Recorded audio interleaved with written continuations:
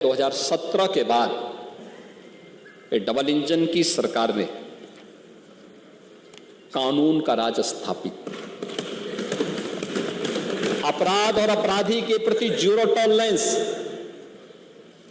उद्योगों के लिए सुरक्षित वातावरण और निवेशकों का ड्रीम डेस्टिनेशन, जल थल नभ की बेहतरीन कनेक्टिविटी, एक्सप्रेसवे, एयरपोर्ट, मेट्रो से जुड़ा,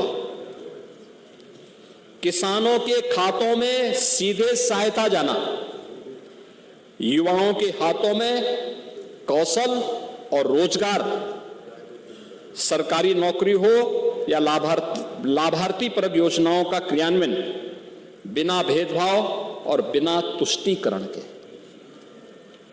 सबकी संतुष्टिकरण के। आदरणीय प्रधानमंत्री जी का मंत्र सबका साथ, सबका विकास, सबका विश्वास और सबका प्रयास, यह प्रदेश की दशा और दिशा दोनों को बदलने में एक निर्णायक भूमिका का निर्वहन की है। 1947 स्वतंत्र भारत में जो भारत की जो जीडीपी थी, उसकी हिस्सेदारी थी, स्वतंत्रता के समय भारत का जो वैश्विक वह 2% से भी कम रह गई थी। फिर भी जनसंख्या और ऐतिहासिक विरासत के बल पर भारत दुनिया की उस समय छठी सबसे बड़ी अर्थव्यवस्था थी 1947-1950 के पास। 1960 में भारत 10वें स्थान पर था।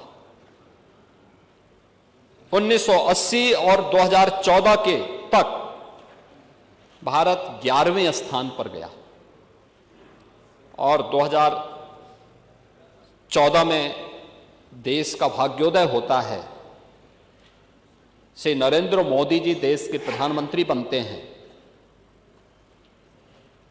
2014 के बाद प्रधानमंत्री मोदी जी के विजन के अनुरूप भारत की जो यात्रा आगे बढ़ी, परिणाम था 2017 में भारत दुनिया की 7वीं बड़ी 11 से 7वें नंबर पर आया, 24 में 5वें स्थान पर आया और 25 में भारत विश्व की चौथी बड़ी अर्थव्यवस्था के रूप में स्थापित हुआ। विजन डॉक्यूमेंट और विजन का मतलब क्या होता है, यह है यात्रा।